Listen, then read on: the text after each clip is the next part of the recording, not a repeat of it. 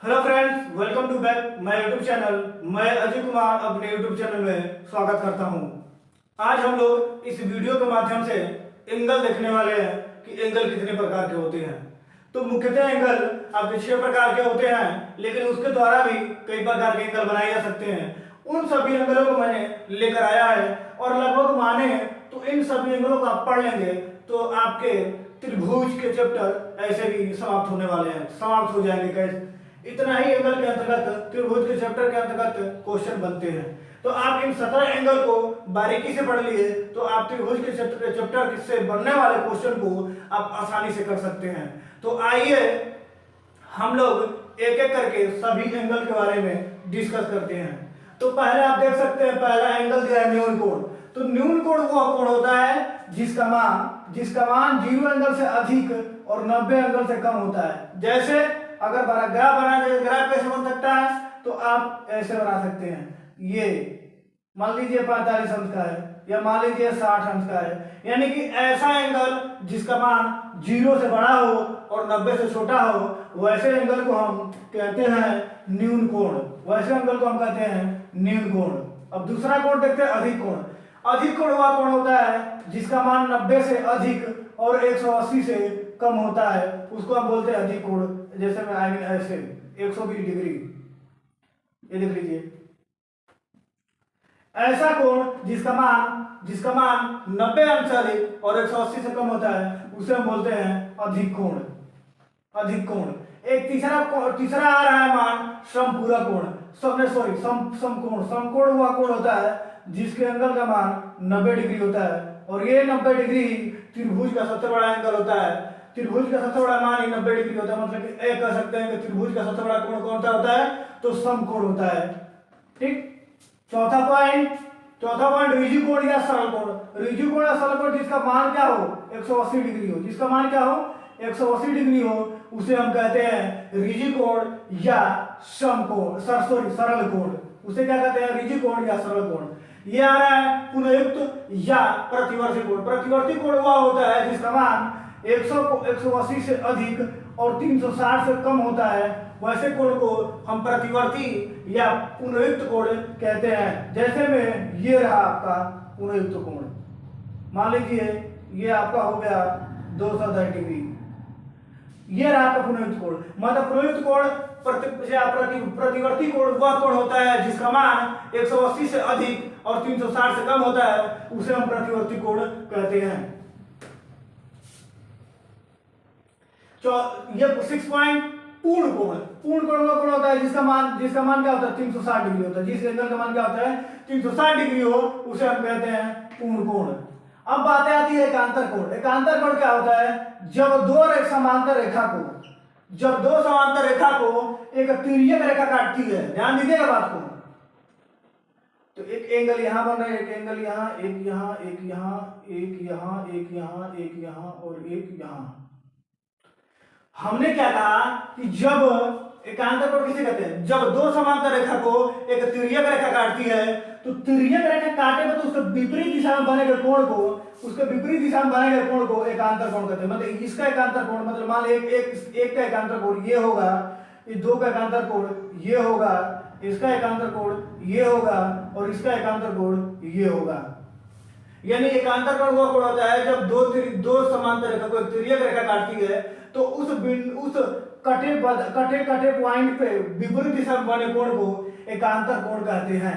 अब कह रहे अंतः एकांतर कोण। तो अंतः एकांतर कोण वह कोण होता है जो दो रेखा समांतर रेखा को एक तिर्यक रेखा काटती है और उसके अंदर बने विपरीत दिशात्मक कोण। ये 3 इधर आ रहा है और ये 3 इधर जा रहा है, ये अंतः एकांतर कोण हुए।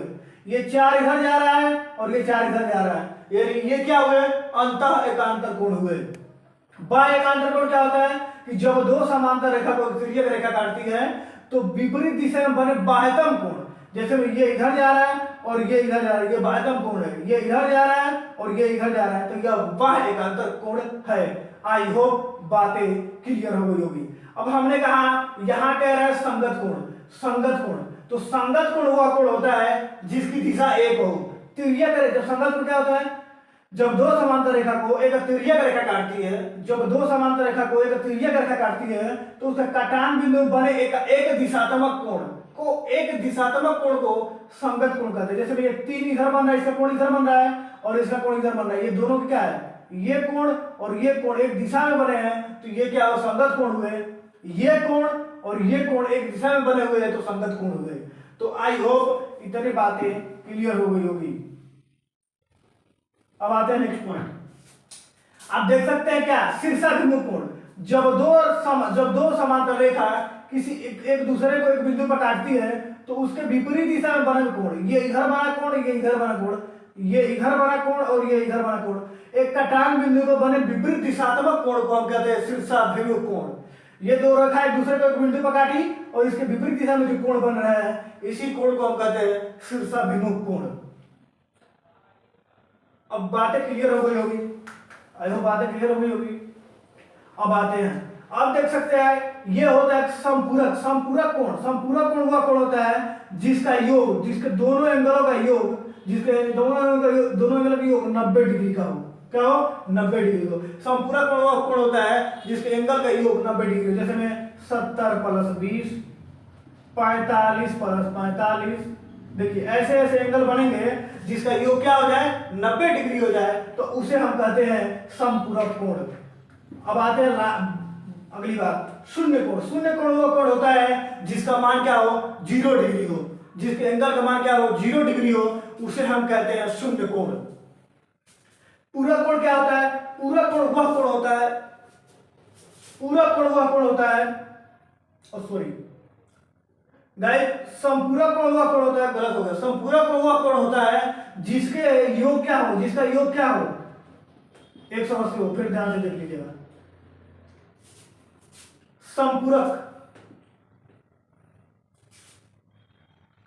हाँ, तो बातें करते हैं क्या, संपूरक कोण। संपूरक कोण वह कोण होता है जिसका योग क्या हो 180 अंश हो, उसे हम क्या कहते हैं, जिसके एंगल का योग क्या हो 180 अंश हो, उसे हम कहते हैं संपूरक कोण। शून्य कोण क्या होता है, शून्य कोण वह कोण होता है जिसके एंगल का मान क्या हो, 0 हो, जिसके कोण का मान 0 हो, उसे हम कहते हैं शून्य कोण। पूरक कोण क्या होता है, पूरक कोण वह कोण होता है जिसके योग, जिस एंगल के योग का मान क्या हो 90 डिग्री हो, उसे हम कहते हैं पूरक कोण।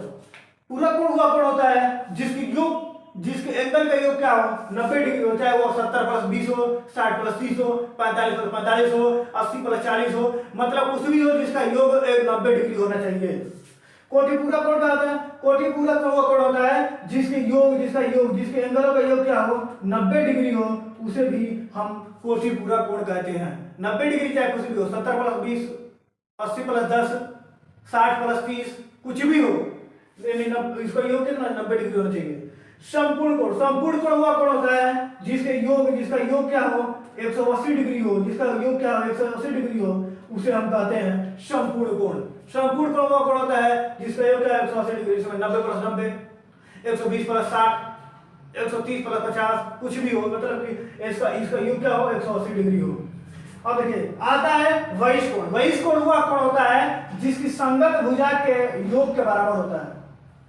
ये जो एंगल बन रहा है और ये एंगल बन रहा है, ये बाह्य एंगल के बराबर है, यही जो होता है आपका वैश्य कोण होता है। वैश्य कोण क्या होता है, किसी त्रिभुज या किसी चतुर्भुज, ये चतुर्भुज हो गया और इसके द्वारा यहाँ बना कोण इस दोनों संगत भुजा के योग के बराबर होता है। ध्यान दीजिएगा,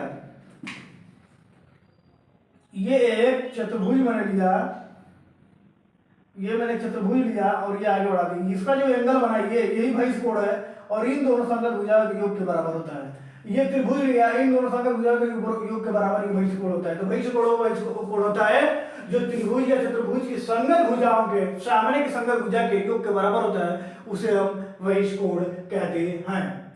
तो मुख्य रूप से यही 6 एंगल होते हैं और इनके द्वारा ये बाकी एंगल का निर्माण किया जाता है। तो आई होप बातें क्लियर हो गई होगी। तो वीडियो को लाइक करें, सब्सक्राइब करें और ज्यादा से ज्यादा शेयर करें। मिलते हैं नेक्स्ट वीडियो में, तब तक के लिए बाय।